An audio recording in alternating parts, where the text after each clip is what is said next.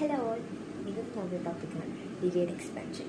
നമുക്കറിയാം പല type of amalgam ഉണ്ട്. Low copper containing, high copper containing, അല്ലെ സിങ്ക് കണ്ടെയ്നിങ് അമാൽഗം, അങ്ങനെ അതായത് കോൺസ്റ്റൻസിൻ്റെ ബേസിസിൽ അമാൽഗത്തിന് നമ്മൾ ക്ലാസിഫൈ ചെയ്തിട്ടുണ്ട്. അതിലെ സിങ്ക് കണ്ടെയ്നിങ് ലോ കോപ്പർ അമാൽഗത്തിലേക്ക് മോയ്സ്ചർ കണ്ടാമിനേഷൻ വരുമ്പോൾ എപ്പോൾ ട്രൈച്ചുറേറ്റ് ചെയ്യുന്ന സമയത്ത് അല്ലെങ്കിൽ നമ്മൾ മിക്സ് ചെയ്യുന്ന സമയത്തോ അതല്ലെങ്കിൽ നമ്മൾ ഈ മെറ്റീരിയലിനെ ടൂത്ത് ക്യാവിറ്റി പ്രിപ്പയർഡ് ക്യാവിറ്റിയിലേക്ക് കണ്ടൻസ് ചെയ്യുന്ന സമയത്തോ മോയ്സ്ചർ കണ്ടാമിനേഷൻ വന്നു കഴിഞ്ഞാൽ എന്ത് സംഭവിക്കും?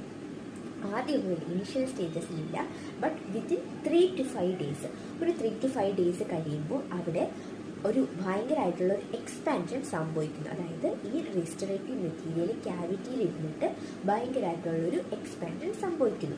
ഓക്കെ, അതിൻ്റെ വാല്യൂ അതായത് മന്ത്സ്, ഒരു കുറച്ച് ഡ്യൂറേഷൻ ഓഫ് മന്ത്സ്, അതായത് മന്ത് വരെ ഇത് എക്സ്പാൻഡ് ചെയ്യാൻ ചാൻസ് ഉണ്ട്. ആൻഡ് ഇതൊരു മാക്സിമം ഓഫ് 400 million, അതായത് ഒരു 4% കൂടുതൽ തന്നെ എക്സ്പാൻഷൻ ആ ഒരു ഇതിൽ സംഭവിക്കുന്നു. ഓക്കെ, അപ്പോൾ നമുക്ക് അതിൻ്റെ ഒരു ഇക്വേഷൻ നോക്കാം. അതായത് സിങ്ക് കണ്ടെയ്നിങ് അമാൽഗത്തിലേക്ക് വാട്ടർ കണ്ടാമിനേഷൻ നടന്നു. അപ്പോൾ സിങ്ക് ഓക്സൈഡും അവിടെ ഫോം ചെയ്യുന്ന H2 ഗ്യാസും, ഓക്കെ, H2 ഗ്യാസാണ് അവിടെ ഫോം ചെയ്യുന്നത്. അപ്പോൾ ഈ H2 ഗ്യാസ് ആ അമാൽഗത്തിലൂടെ കമ്പൈൻ ചെയ്യത്തില്ല. ഓക്കെ, അപ്പോൾ അതെന്ത് ചെയ്യും? ആ രജിസ്ട്രേഷൻ്റെ ഉള്ളിൽ തന്നെ കളക്ട് ചെയ്ത് കിടക്കും. അപ്പോൾ എന്ത് സംഭവിക്കും? സ്വാഭാവികമായിട്ടും ആ ക്യാവിറ്റിയുടെ അകത്ത് ഈ റെസ്റ്റോറേഷൻ കളക്ട് ചെയ്ത് കിടക്കുമ്പോൾ അവിടുത്തെ ഇൻറ്റേർണൽ പ്രഷർ കൂടും.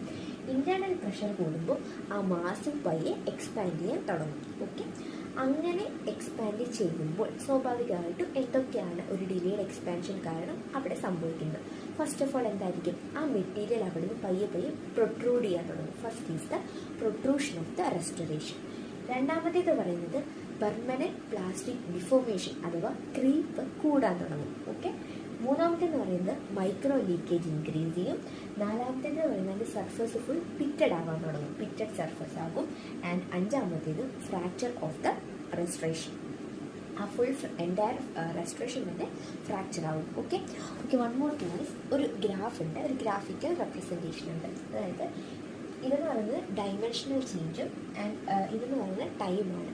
ഇനിഷ്യലി ഒരു 24 hours, അതായത് ഇനിഷ്യലി ഒരു ആദ്യത്തെ ആ ഒരു 1 day അധികം ചേഞ്ച് ഒന്നും ഉണ്ടായിരിക്കത്തില്ല, അല്ലേ? ഏറെക്കുറെ സ്റ്റേബിൾ ആയിട്ടായിരിക്കും പോകുന്നത്. ബട്ട് ആഫ്റ്റർ 2 to 8 days, അല്ലെങ്കിൽ ഒരു 3 to 5 days റാപ്പിഡ് ആയിട്ടുള്ളൊരു ഡൈമെൻഷണൽ ചേഞ്ച് ഇതുണ്ട്. റാപ്പിഡ് ആയിട്ടുള്ളൊരു ഡൈമെൻഷണൽ ചേഞ്ച് അവിടെ സംഭവിക്കും. അപ്പോൾ ഡിലേഡ് എക്സ്പാൻഷൻ മെയിൻ അഥവാ സെക്കൻഡറി എക്സ്പാൻഷൻ മെയിൻ ഒരു 3 മാർക്കർ ക്വസ്റ്റ്യൻ ആണ്. അപ്പോൾ ഇത്രയും കാര്യങ്ങളൊന്ന് എക്സ്പ്ലെയിൻ ചെയ്ത് ഡയഗ്രമാറ്റിക്കലി റെപ്രസെൻറ്റും കൂടെ ചെയ്ത് ഗ്രാഫിക്കലി കൂടെ ഒന്ന് റെപ്രസെൻറ്റ് ചെയ്താൽ നമുക്ക് നല്ല മാർക്ക് സ്കോർ ചെയ്യാൻ പറ്റും.